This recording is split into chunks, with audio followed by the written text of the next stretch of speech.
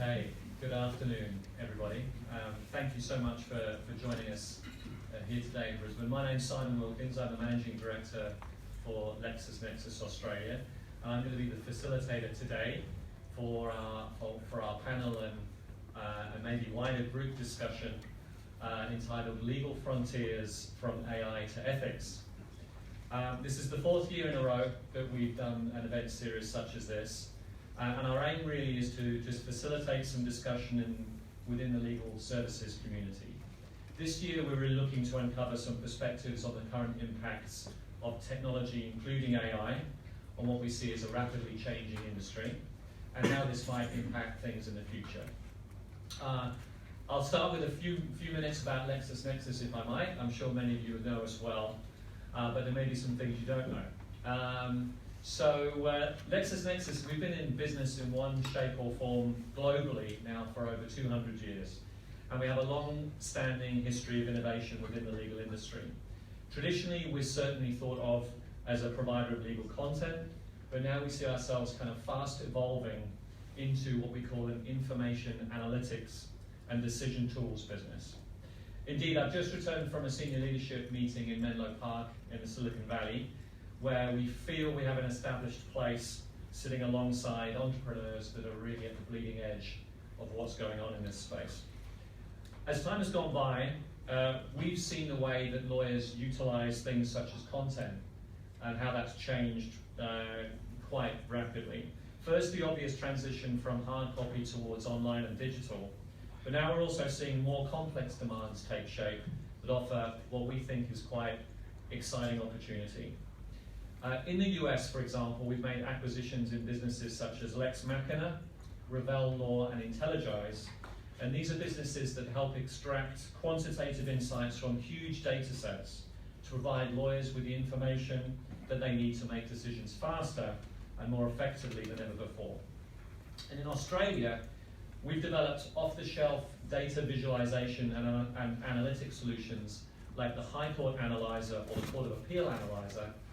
And we see more demand for kind of customized analytics solutions fast emerging that harness the power of our Australian content and data to quickly surface connections and information for things like intelligence, litigation, or commercial insight that otherwise would have taken hours and hours to uncover.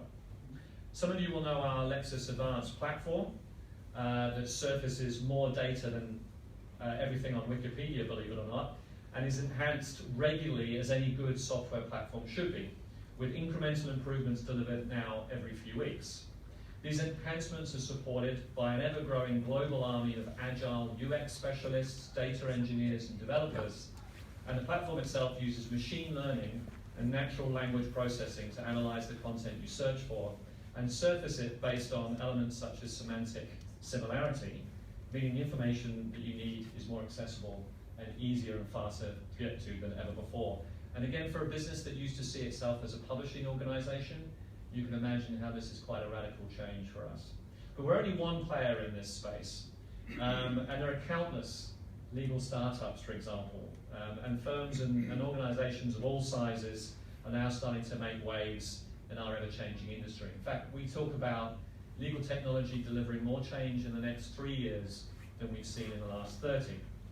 And indeed, there were 787 global legal startups in 2018, 36 of those in Australia, and that compares to just 17 in 2010. So again, you can see how fast things are changing. So it's exciting to be part of this conversation. We're very happy to be in it today, and we really hope and trust we're going to be in for a fascinating hour or 15 minutes or so.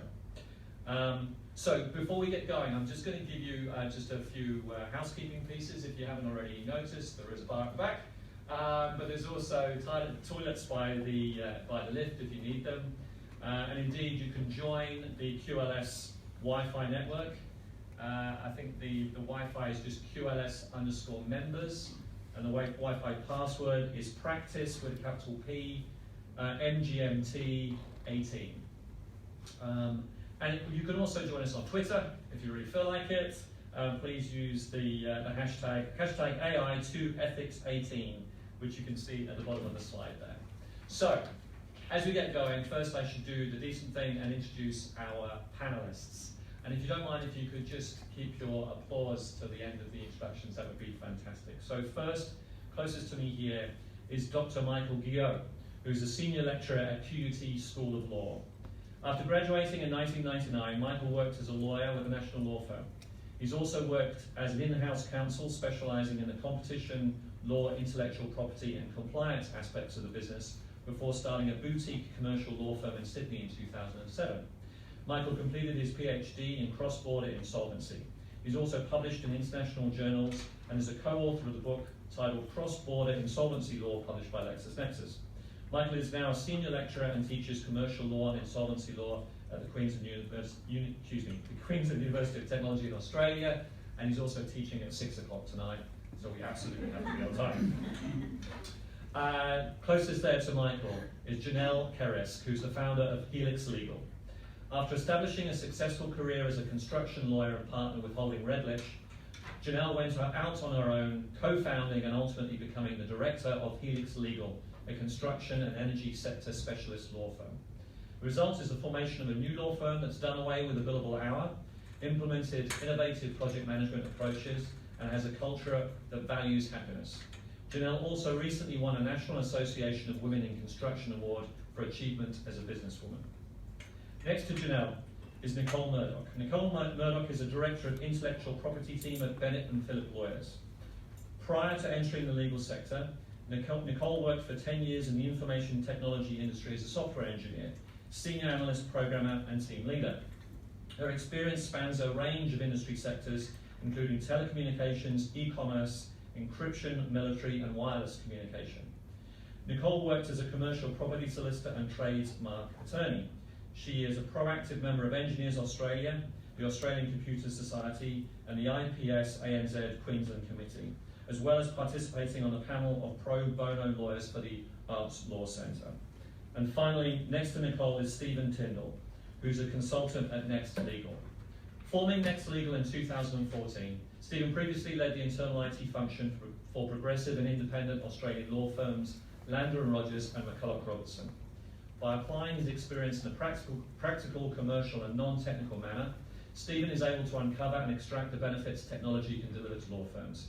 He provides external legal technology advice at board, management and practice group level, and facilitating legal technology workshops for law firms of all sizes. Stephen enables firms to both address known challenges and identify the opportunities that technology can facilitate. So please join me in welcoming the panel. Okay, I'd like to get the discussion going by playing a quick video, All Going Well, Max. Oh. This has something to do with my kids. Look what happens to your son. Your son? Gary looks just like me. Within 2 hours of his arrest, Martin McFly Jr. was tried, convicted, and sentenced to 15 years in the state penitentiary? Within 2 hours? The justice system works swiftly in the future nowadays. Abolish all lawyers. Man. Oh, it gets worse. Next week, a daughter attempts to break him out of jail, and she gets sentenced for 20 years. My daughter? Wait, I have a daughter. All right, so back in 1989, when they made Back to the Future 2, Doc Brown was referencing a world in 2015 where there were no more lawyers, but there were hoverboards, if you remember the movie. But in 2018, I think we can agree lawyers are far from being abolished. And as AI and automation makes inroads into legal services, perhaps our focus should be on the way lawyers work, which we believe is going to change more possibly than is immediately apparent. Because with this new opportunity comes great responsibility. Ethical questions related to the growing use of technology abound. As tech becomes more complex, so too will its relationship with people. And new rules may need to be developed for this new frontier. So over the next hour or so, we'll explore a number of key areas from data protection to algorithmic bias. And we've got a lot of ground to cover, and I feel in some cases we may only scratch the surface of the discussion, but I'll endeavour to do our presenters and the topics justice and get us finished on time. So let's get the discussion underway. We will be using live polling today, so I don't know whether many of you will remember this. If you were with us last year, you will.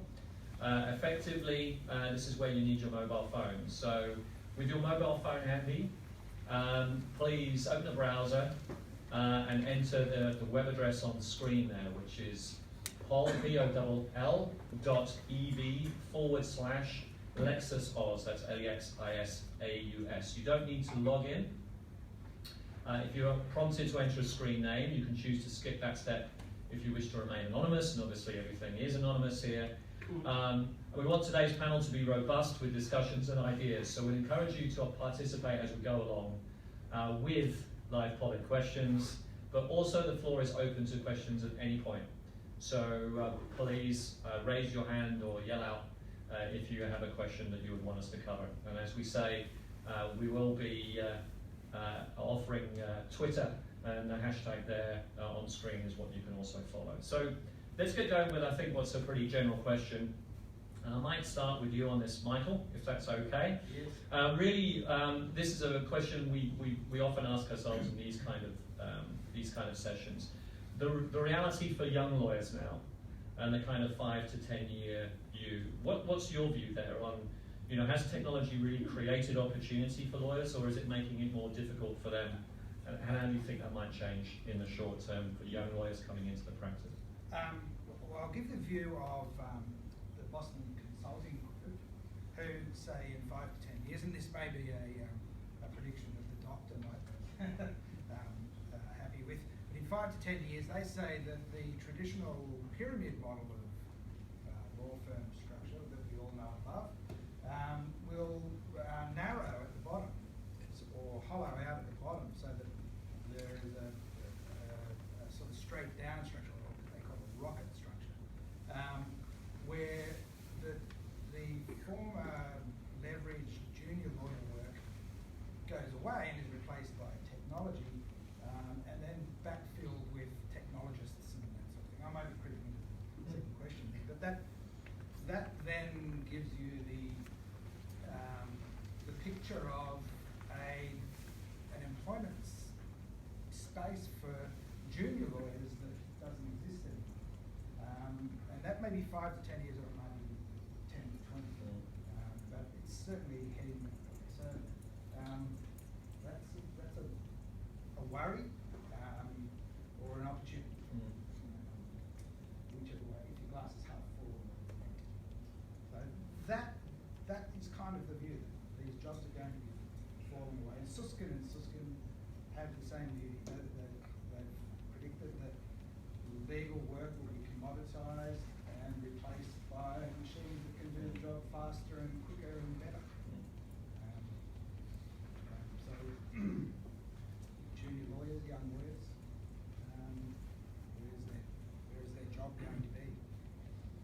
Thanks, Michael. Janelle, I might go to you, and what's your view of this? Obviously, Helix Legal is an interesting business. In the opening there, I talked about doing away with the billable hour and the moves that you've made in that. So I'd be interested to hear your view. I think the journey of young lawyers will be different as we move forward, and certainly while the opportunities for young lawyers will change, I don't necessarily think that they will completely diminish. I think that if you look at, say, Helix Legal as an example, and the merging of technology with the lawyers within that practice, the technology is really something that we look at as enhancing the lives of the lawyers that work within the practice, and then also enhancing the opportunities for the clients. So actually concentrating on the outcome that we're looking at achieving for the client, rather than like with the billable hour, how long it will take to get there.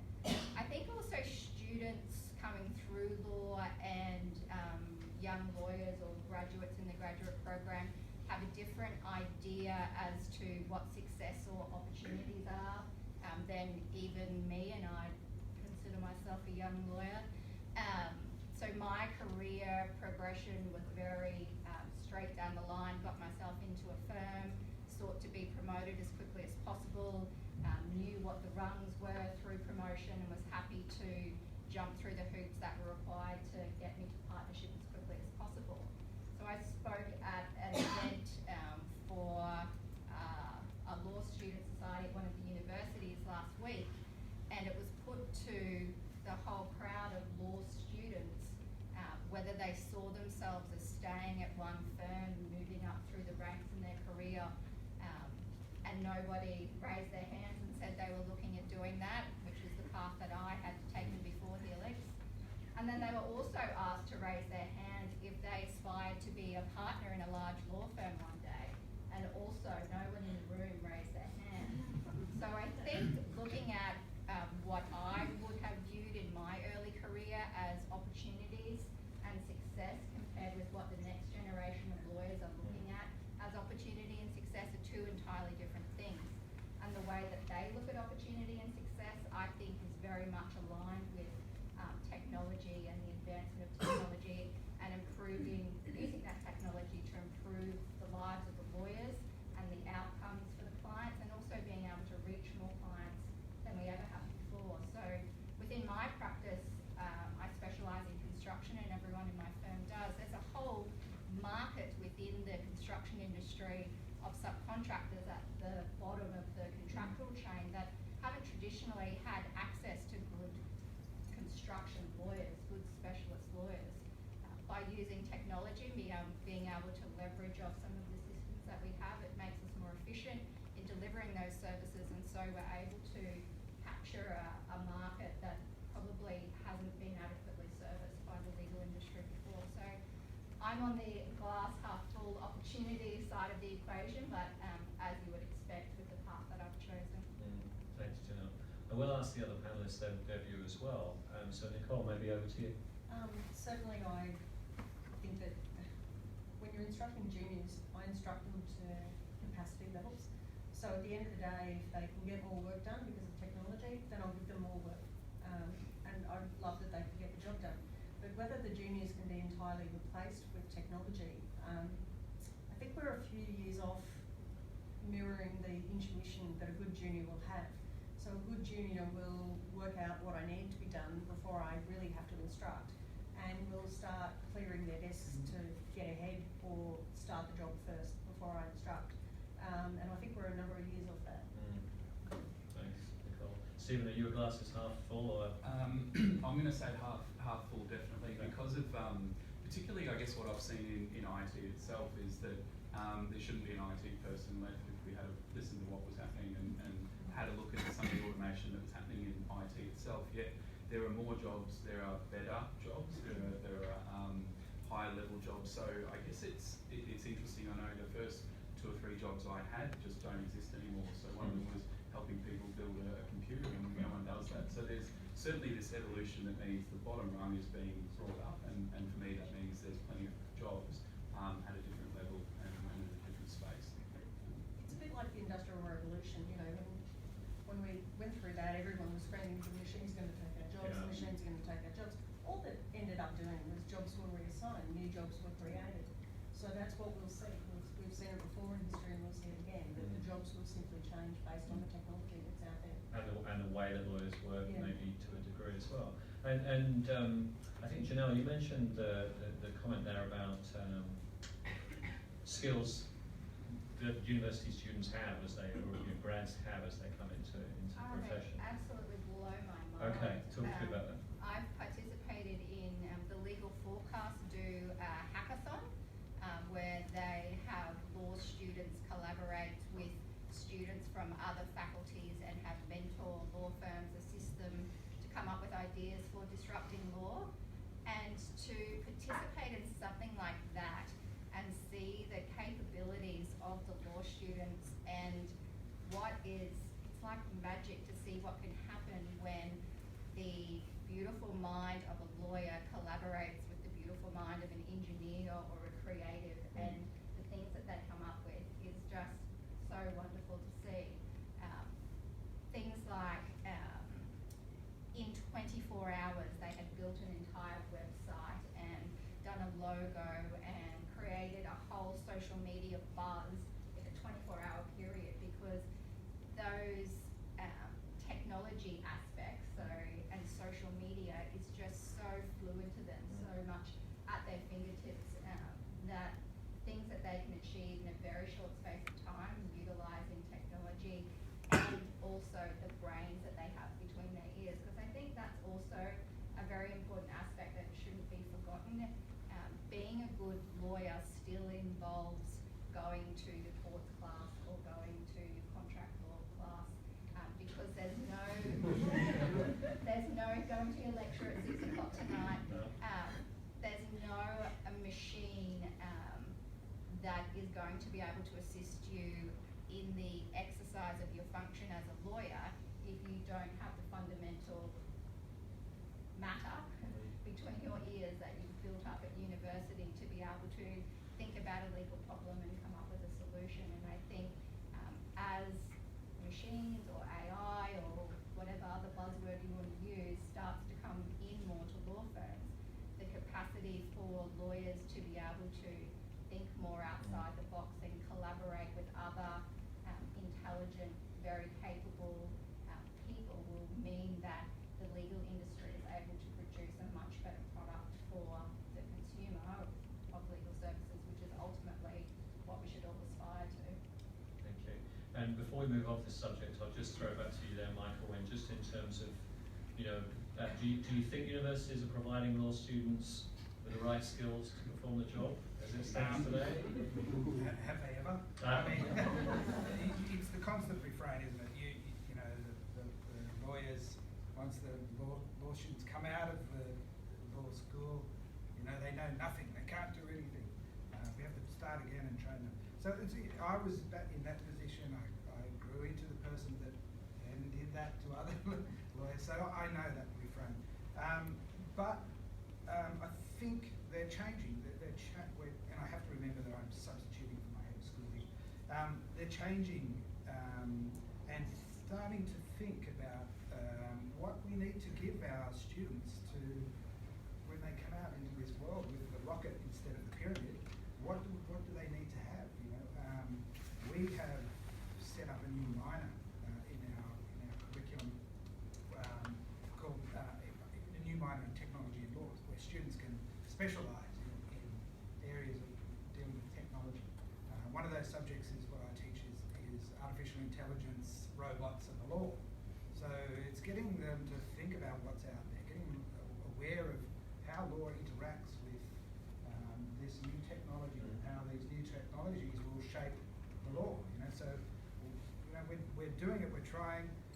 We're hamstrung a little by the priestly 11 still, which is the common refrain from legal academics. But we're doing the best we can. We've got a new graduate certificate in technology and law, so we can start to backfill, I guess, if people need help. And we're thinking about technology in every subject we teach. So what technology is impacted in equity, in constitutional law, in criminal law? How can the criminal law change or tort law change? And I know there's a question about liability later. How does tort law have to shift to deal with new liabilities if they exist? Can it change in time, or do we need new regulation or spot fire regulation, if you like? And these are questions that we're dealing with, and we're imparting to our students. I've got a couple of them here who can attest to that. Smiling, so that's good news. Okay, so let's move into talking a little bit about now maybe this idea of changing professional responsibilities, the changing professional responsibilities of the tech-driven lawyer. It's interesting, the American Bar Association recently revised the ABA model rules of professional conduct to state that lawyers must be tech-savvy in order to provide a competent representation to a client.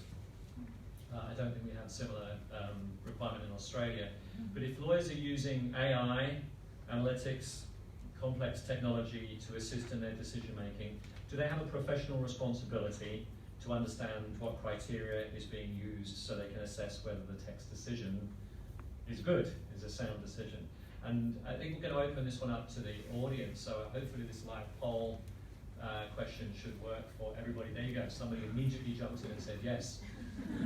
So you can see that it aggregates on screen as we go.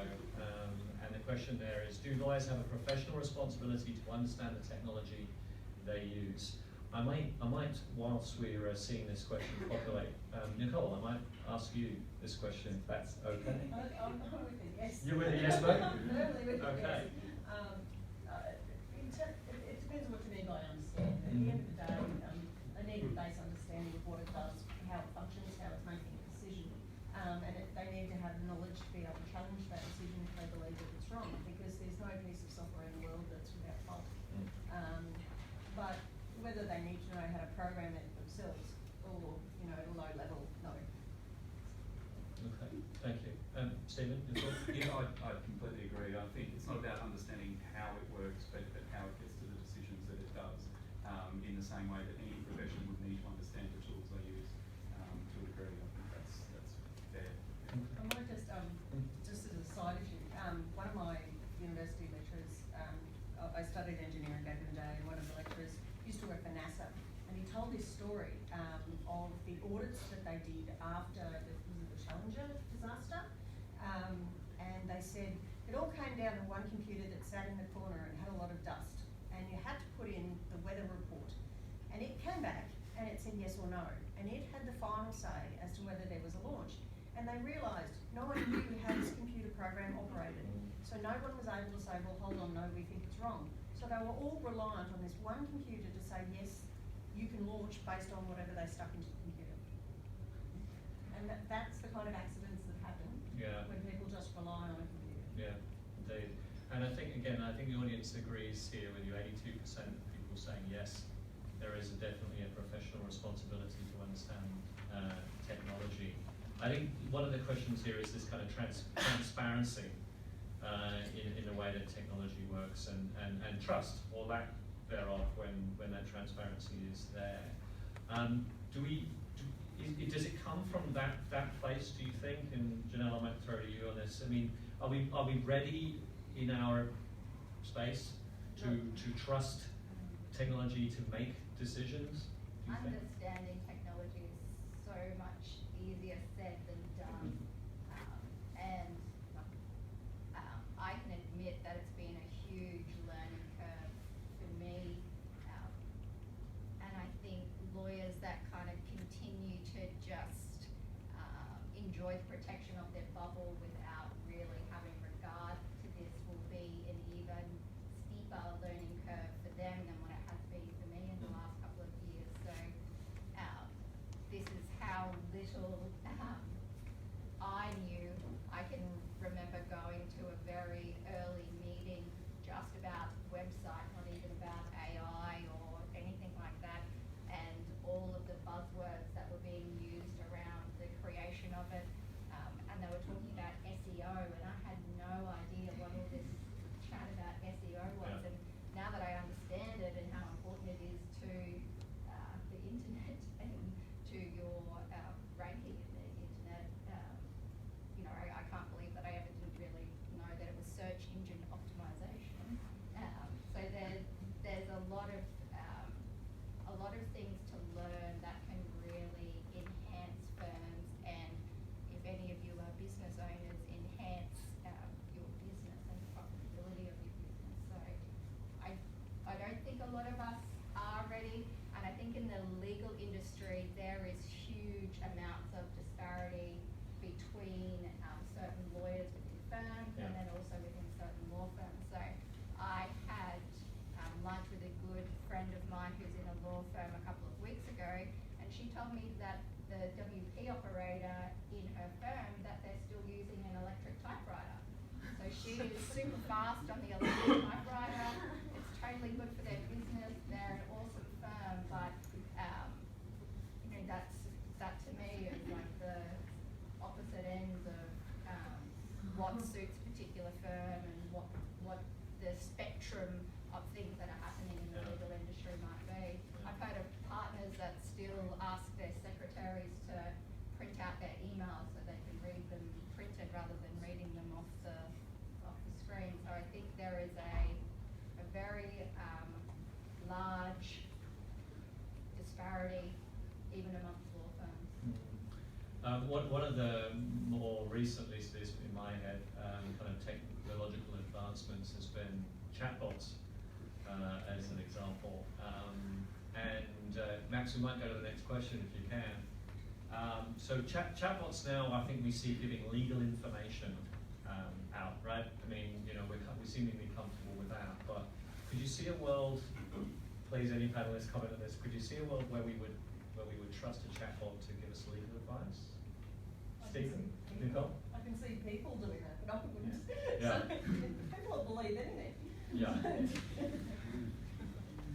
I see a difference between what a lawyer would say around that question and what a consumer would say. Mm. So I think in consumer world or every other part other than legal is, in legal there's a hunt for perfection, and so every lawyer will say that won't work, and they're absolutely right in a technical sense. But IT itself has always lessened quality to improve convenience every single step of the way. So for example, MP3 player is not necessarily better sound quality than the CD it replaced, but we took it because it was convenient. And Netflix might not have the quality of a Blu-ray, but no one cares. And so I think that's really what we're getting to, is that whether a lawyer thinks that's right or wrong, at some point there will be consumers that will default to something that may not be right. Yeah, okay. Go ahead, Mike. I forget the name of the technology. It's a document review system that they've tested recently. They compared five or 10 lawyers reviewing 20 non-disclosure agreements for sort of errant clauses, and they used the document review system in comparison. Now the lawyers got it about 80% right, I think, somewhere around there, but the machine got it 84% right. Right, sorry to say. The lawyers on average took about 5 hours to review the 20 documents. The machine did it in 20 seconds. So I used to know how everything in my house works. You know, the toaster, you could go in and see it. You could rewire the thing if it broke. You'd lift up the hood of your car and you could pull out the spark plugs and replace them, do an oil change, all of that sort of thing. I lift it up now, I don't know how it works. I don't know how my iPhone works. Yeah. I don't know how my sat-nav works. I know how nothing works. My Blu-ray, my Netflix, I don't know how it works. Right? I don't care. It works. Right? Our clients don't care. Right? They get an answer, they get a good answer. Lawyers strive for perfection. I know that we're perfectionists, right? But if we're 80% right, and a machine can do it 85% right, who do you want to give it to? To be fair though, there were NDAs. NDAs today, you know, complex construction documents to Microsoft. Yeah, it's interesting, isn't it? I was just thinking about your example there of being able to lift the hood of your car and understand the engine. I mean, a Tesla is a car built around a computer, right? I mean, that's basically what you have. Things really changing for sure, and here we see that 71% of people have said it depends on the matter.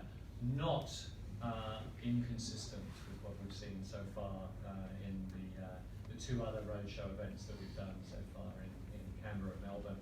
So I suspect, Max, that's going to be the answer that we're going to see regularly as we go around the country.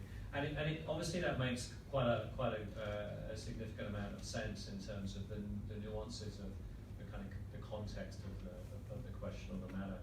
Would any of the panelists like to make an argument for a particular disruptive technology that you see coming that's going to have significant impact in the industry? Again, I'm just interested in this. We don't have this as a poll question, but it's always interesting to see. A year ago, I'll give you a view in a moment of what we were being told and whether that's still true. But Stephen, do you want to jump on in? What's going to be the disruptive technology you think is really going to change our industry? All right, so very loaded question in that I think the technology that will disrupt exists. So I don't think that I know, like I guess there's a realist in me that looks at blockchain and all the rest of it and says, okay, that will, and that no doubt will have an impact.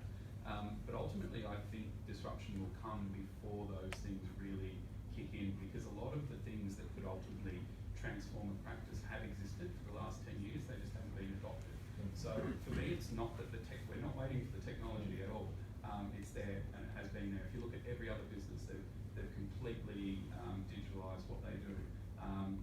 firms have not done that. So, and they're not using anything you don't have access to. So I'm gonna say that in reality, what could disrupt law could be a website and a chatbot. As simple as that. I'll just put it in perspective, I think. That's the answer. Any other thoughts, Nicole? The cynic in me. One of my clients is a mining client, and they operate machinery, and they worry about the driver's health. So they have cameras that watch the driver's face to analyse the face to see if they're getting tired. So I could see a firm in future hooking that up to my computer and cattle prod. No, I agree with blockchain. I think we'll see some things around that. I'm not a fan of this these smart contract idea, but that's my own personal opinion. But yeah, I think billing technologies and giving the clients more freedom to see their files and the status of their matters, and I think we see that evolution. And you know, when we see the way people are buying legal services, it's completely changing. So it used to be back in the day where the lawyer would sit in their office and somebody would come and say, I've got this problem, and the lawyer would stand and say how to fix it. And now we're seeing people are actually hunting and pecking what lawyer they want, rather than going to one firm and giving the firm all of their matters. And I think we'll start to see maybe lawyers embedded in other firms, rather than law firms themselves. You know, you see lawyers even on cargo ships and the like, on naval ships, because they'll want to go and search a ship in another territory, and the lawyer needs to be on the ship to work out if they can search and possess. So I think we'll see different ways where lawyers are embedded into everything, along with advancements in technologies. Actually, and on that point, I think, again, whichever technology serves its purpose, but what I've seen in IT is everything has moved to proactive services rather than reactive. Right. If legal could move to a proactive state, however that's achieved, but ultimately I want to buy the outcome of the security that you're offering as a law firm. I don't want to come to you when I've got a problem. I want the oil light first, and you'll help me before it becomes a problem. So how legal services get to that point will be a complete and utter change. The technology would have existed forever and a day to achieve that. Okay, thank you.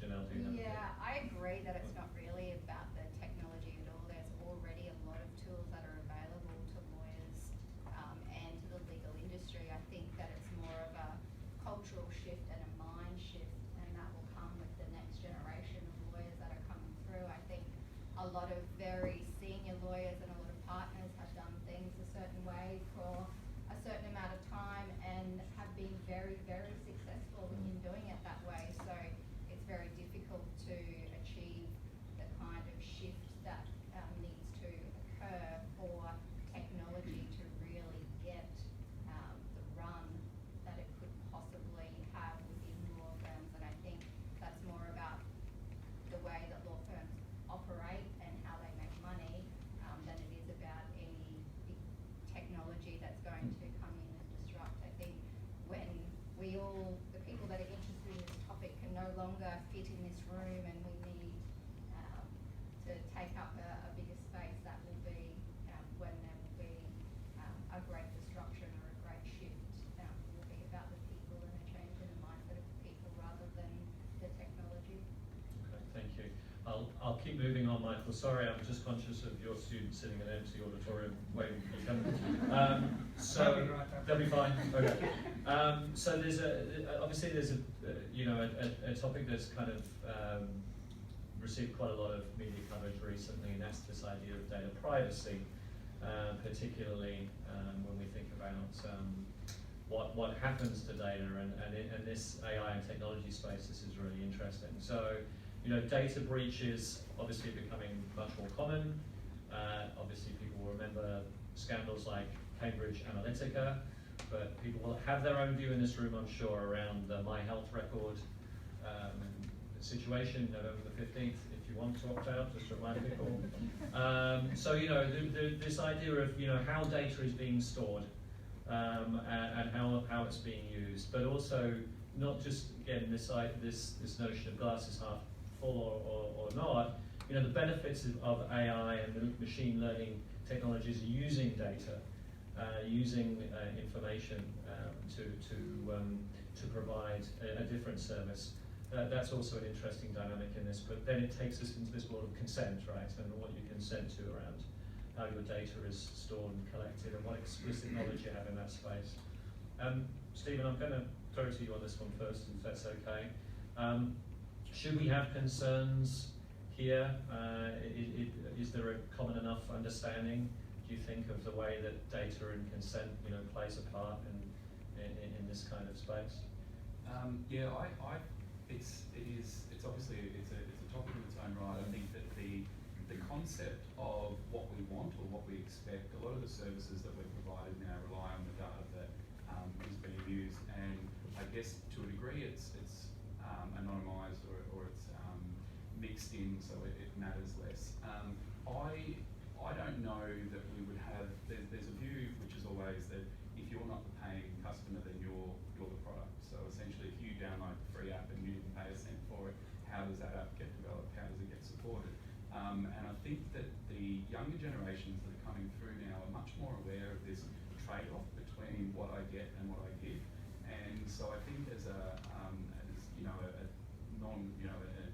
digital immigrant rather than a digital native, I guess, as those that are catching up with technology, where it's a bit shocking what you see, but I think the digital natives that are coming through are well aware of what they're handing over constantly, and they're well aware of that. So I think this will level out a bit because at the moment it probably went too far. It's a pendulum and it'll continue to go too far one way and the other. But ultimately the concept of if you expect to be delivered anything from what should I watch next to anything else or tell me where I park my car, all that sort of stuff requires data. And so from a technology point of view, unfortunately there's a requirement there for that sort of information. But then there's a whole deeper discussion around what else it's used for.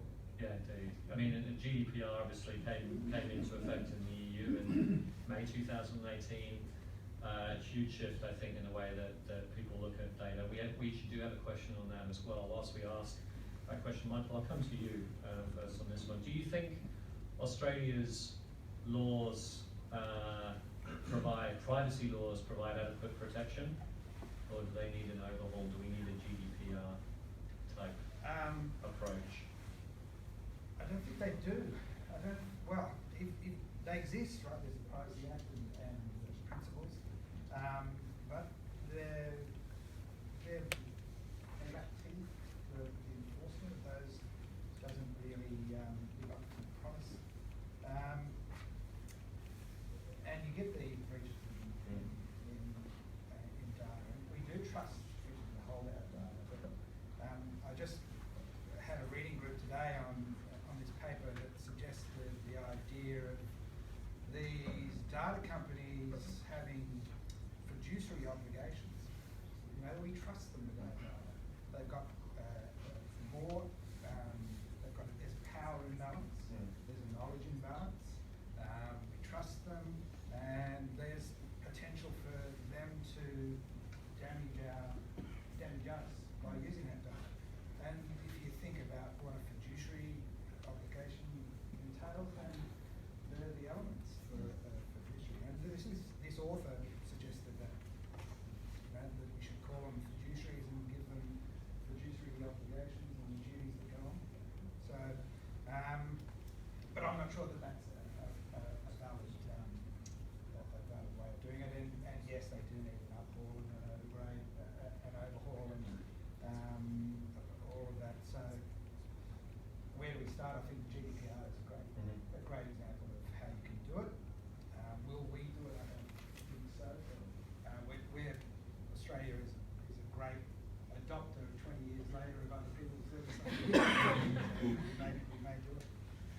67% of people responding here said you think stronger protections are needed. Janelle, what's your view? I think the regulators and the laws, the legislation always struggles to actually keep up with what's going on in the world. I think with data, a lot of it, the horse has already bolted and we're not even aware of how much of our data is being stored and who it is being stored by. I have read something the other day, the product called Afterpay has come in. It's kind of like lay-by but online. Girls that shop a lot online will know what I'm talking about.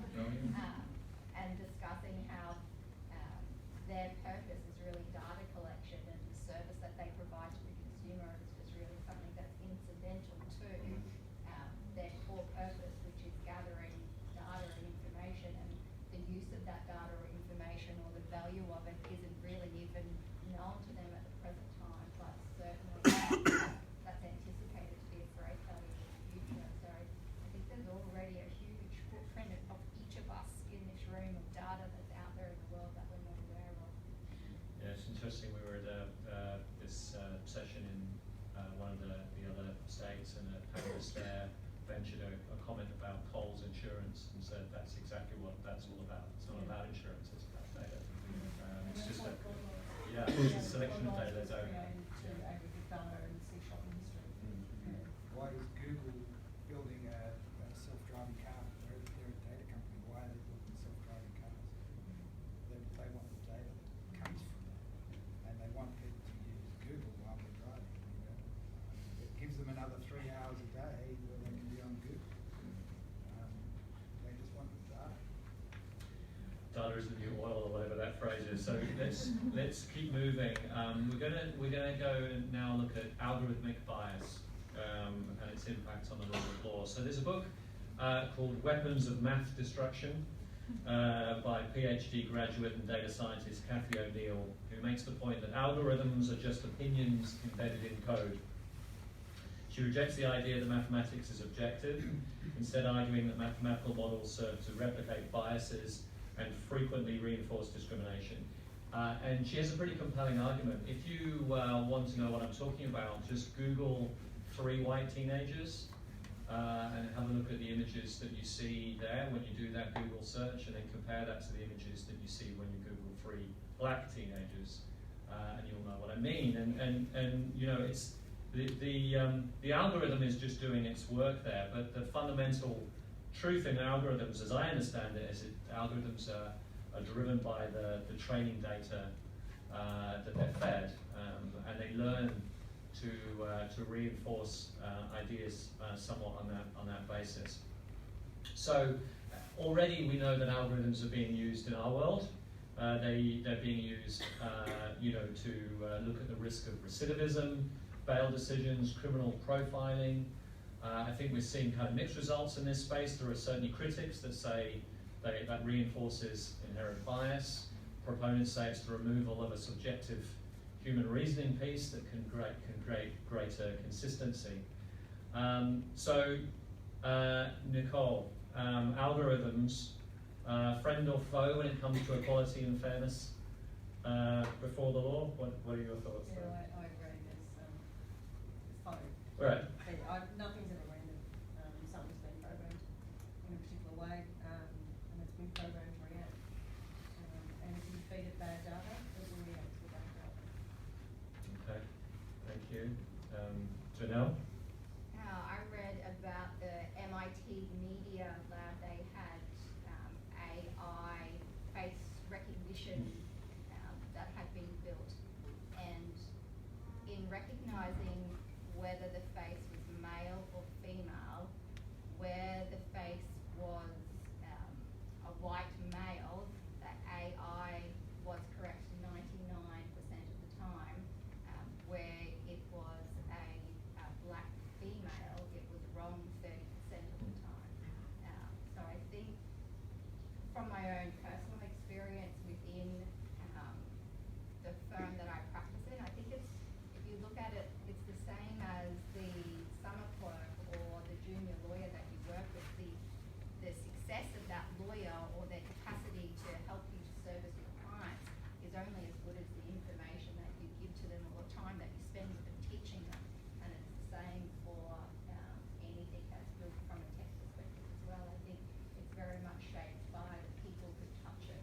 So I think we do need to be more conscious of the way that we are shaping the technology and be aware of the biases that we bring from our personal experiences, the same as what we would if we were teaching or interacting with another human being.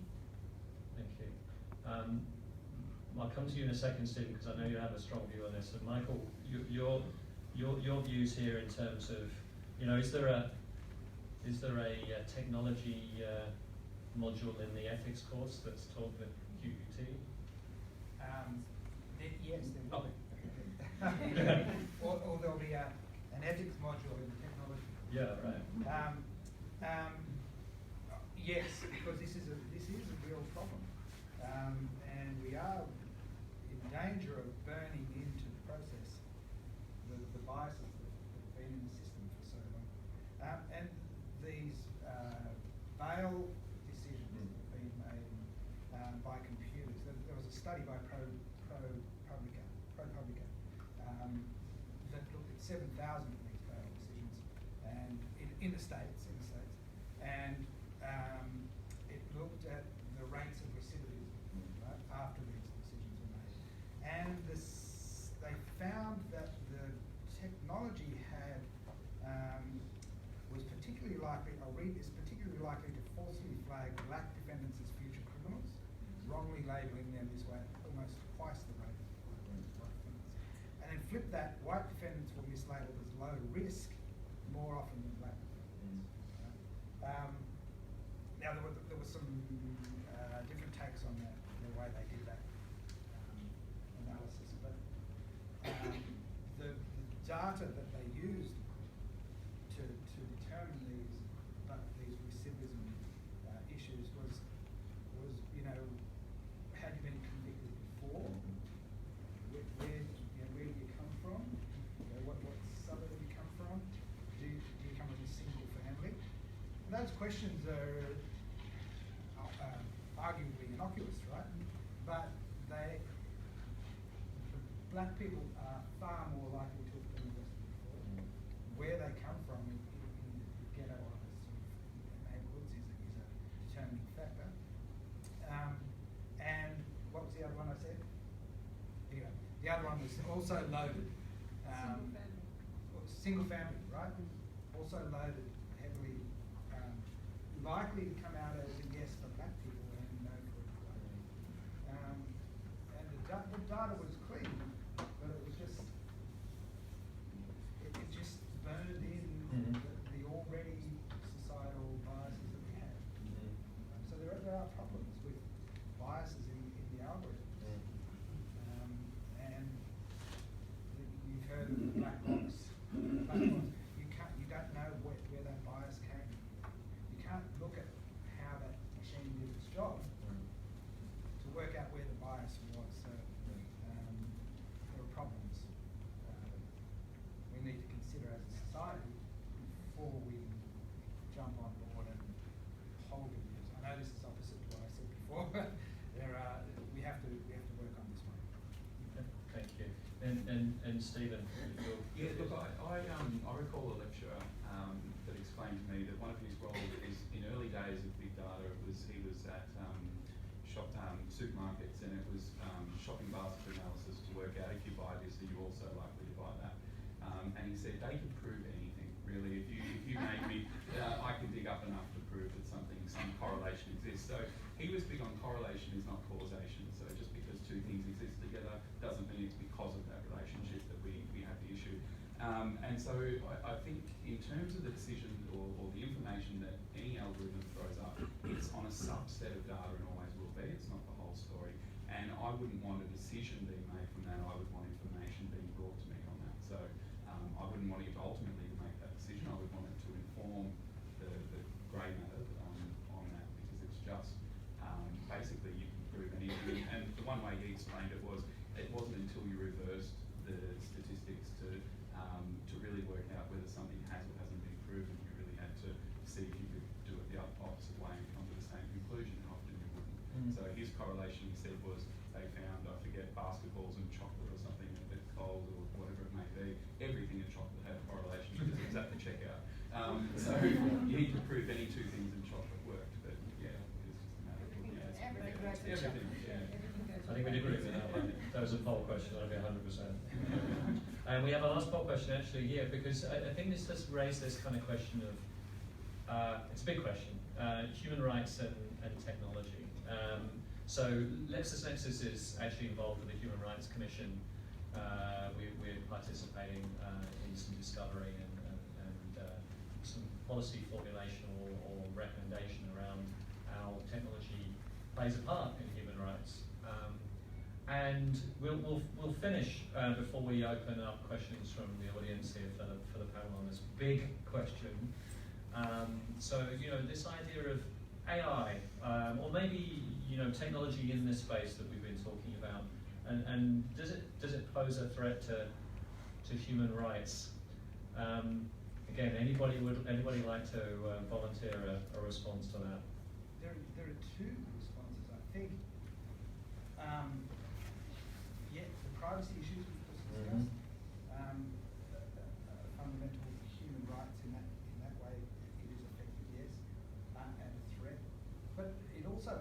but technology opens up access to disabled people to do things. You know, deaf people can hear, blind people can see, people can walk who are paralysed. Rights to freedom of movement, rights to all those human rights that we have, right to food, right to clean water.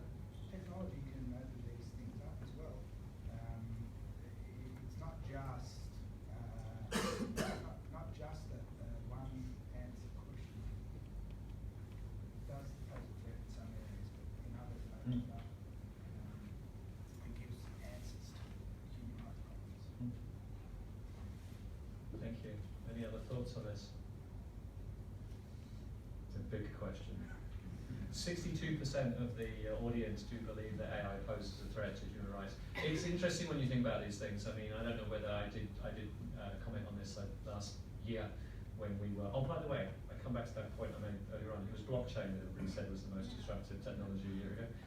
But a year ago, we also talked about AI a little, and I remember I was referencing then an ABC show that had just been on. It was on about the time that we were doing the event series, and it was talking about how AI can empower, how it can be a challenge. But underneath the whole documentary on AI was this eerie music that they played every time that the AI was featured, and clearly there again there was a kind of subtext of how machines are taking over the world. So 62% of our audience believe AI does pose some kind of threat. If you're interested in how policy may emerge or some thought leadership may emerge in that space, please grab the Human Rights Commission brochure that we have. Thank you. That we're very happy to furnish you with. I don't know how many we had towards the end of the day. Thank you. So we're going to now open up the floor to questions. We have about 10-15 minutes for questions before Michael has to depart. So I'm sure there are things we didn't touch on with the panel that you'd love to hear a little bit more about, or things that we didn't explore that adequate depth. Who would like to open us up? Thank you. It seems like a lot of the issues that were kind of raised from the tech side are already issues that are inherent in the legal profession. So things like privacy concerns, inherent biases in legal systems, they're already problems that we have, and lawyers have biases that they bring. So I'd be interested to know the panel's kind of views on whether tech presents an opportunity to overcome those kind of inherent problems, and then also tie into that whether the kind of problems with tech are more or less what we're already facing in the industry in some of those areas. I'd say in the same way that I would say is the internet good or bad, or type thing. I would say that there's definitely opportunity for technology to improve in those areas, but it is still just something that can be used good or bad or rightly or wrongly. And I would say that it really exacerbates some things rather than necessarily improving or rewinding in some ways. So I think that, to be honest, I think the opportunity here is where technology can be understood by those that understand what it's doing, and that's actually harder than it sounds. But technologists doing one thing is not the answer, and people don't need to understand technology, but the two united, that collaboration point almost that Janelle made. I think it's when technology or technologists and those that are using the technology come together, that's when things get solved, but not in isolation. No straight answer there, but yeah. Okay, thank you. Other questions from the audience? Thank you.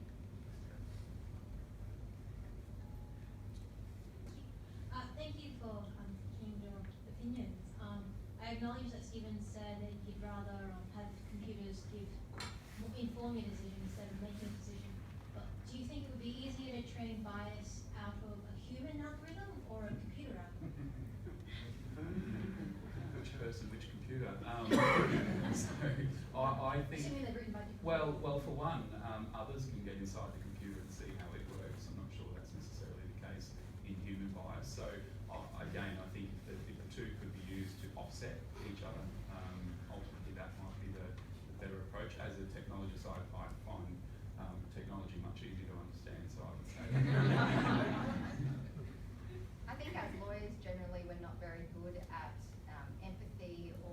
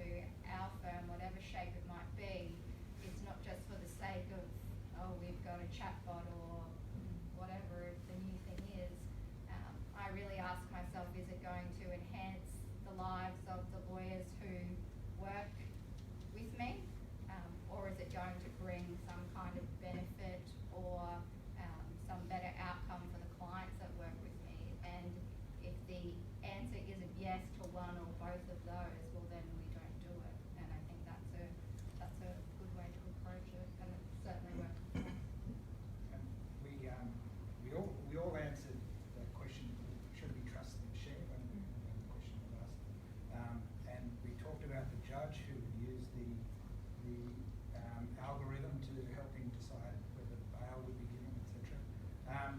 Now, if that judge uses that machine and the machine says bail should be not given, it's a brave judge to override the machine, and also the machine introduced by giving that answer introduces another bias in that judge, the confirmation bias. So it's a vicious circle that just keeps feeding itself. So what do we want? Do we want a judge who may have inherent biases? You have to remove that bias somehow. Would it be How do easier you do it? Yeah. from the person or from the other?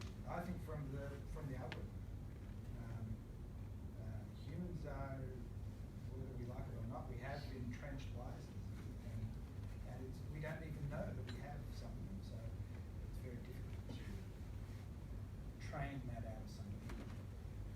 Maybe Stephen easier to recode. Okay, time for a couple more questions. Just so you was Okay, thank you, Tam. Then we make that over. Just to add to what you guys are saying there, you've got to remember that these algorithms are created by people.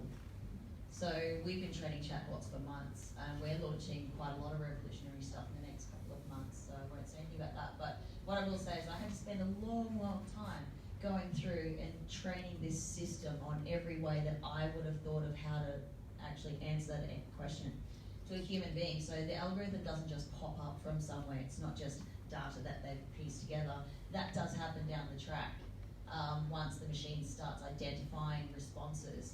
But even in our chatbot, it's got emotional recognition in there. So the chatbot actually understands when our customers, our clients, are getting upset, when they're changing their behavioural patterns. And then we can either send it on a different path, or we can literally pick up the phone and call them, say, hey, can we help you further with that? So there's obviously a need for people to jump in, but the algorithm will still have the bias of whereas put it together. And just quickly on that, there was a point made, I think, in one of the materials circulated, which is it's not so much shouldn't be considered machine learning, but machine teaching. The machine is not learning, you're teaching it. Tam, help me in terms of just the order of questions. I don't know if you can answer it. This lady Thank over you. here and back. I don't know on that side. It's really a comment picking up on what Katie said, but the algorithms also, rely on the data that's put in. So unless we can change historical information, what have we got to work with? The historical data is biased because humans are biased. So how do we, I don't know where we get the input from. Do we start from scratch? And just another comment, going back to the human rights question. If technology is in the hands of people in the field, it gives the opportunity for real-time reporting of human rights abuses. I see that as an opportunity. Absolutely, absolutely. Thank you for that comment.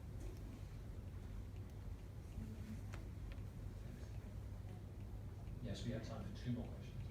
Just picking up on that theme about the fact that the algorithms are shaped by the humans that are creating the algorithms, I think that's where we need to see diversity in action. So like you're talking about in terms of emotion, culturally that might look very different in someone's reflection over different cultures. This is an opportunity for us to actually include those voices that have been ignored in the past, but they need to be included now while we're developing these things. Very good comment, thank you. Hi, given we're at the Queensland Law Society, I was wondering about risk mitigation and insurance, so professional indemnity. And we were talking before about the provision of legal advice through bots and algorithms, for example. Have you come across any challenges around getting adequate insurance? And also, what are the consequences, I guess, at the moment, if a lawyer provides, deficient advice, there's avenues for taking action against a lawyer. But if it's a bot, who do we think should be responsible for providing inadequate advice? The way that I approach it in anything that we adopt, I'm very risk averse. I'm a litigator. I take very seriously my ethical obligations, and I like my insurance cover. And so when I look at adopting things, I need to ensure as the owner of the business that I feel comfortable and that ultimately, no matter what it is, that I'm responsible for it. I do feel like that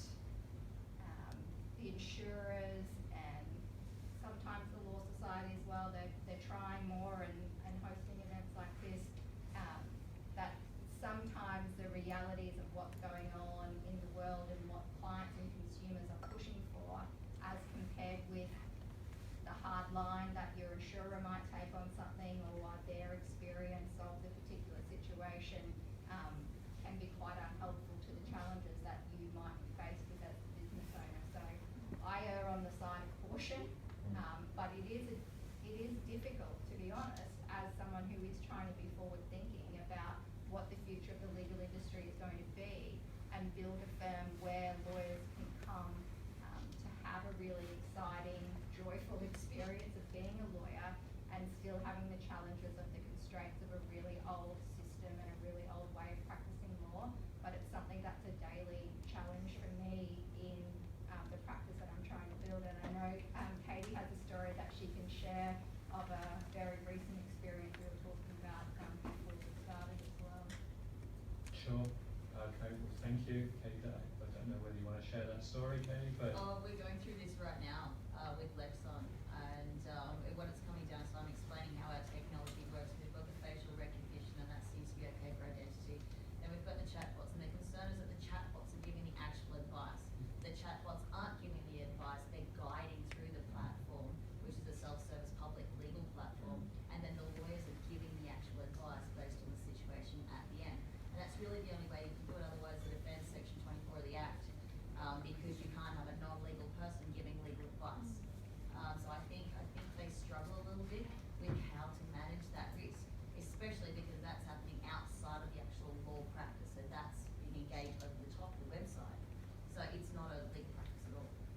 Well, I think that type of advice through a platform or a chatbot is actually a specific exception or an exclusion from the standard Lexon policy. So that's certainly, there's a mismatch between how people might want to use technology in that way. But you know, something to be worked through, and maybe there'll be a different solution in the future. Listen, we're going to end it there. Appreciate everybody's questions, comments, and time. It's undoubtedly a little bit of a kind of seismic shift, I think, potentially happening for us in some ways. I think that what is interesting clearly is that it does raise some big questions. It's not always easy to land on any one answer, but these questions in this kind of world are becoming more complex, particularly as we talk about things like liability and insurance. You know, bias. You know, in an industry where transparency and ethics and equality are really all we're about, that's inherently, you know, our foundation in terms of the way that we operate. These questions are obviously huge. So I hope that you enjoyed the discussion today. I'd like to just take a moment to thank our panelists, Michael, Janelle, Nicole and Steve. Thank you very much.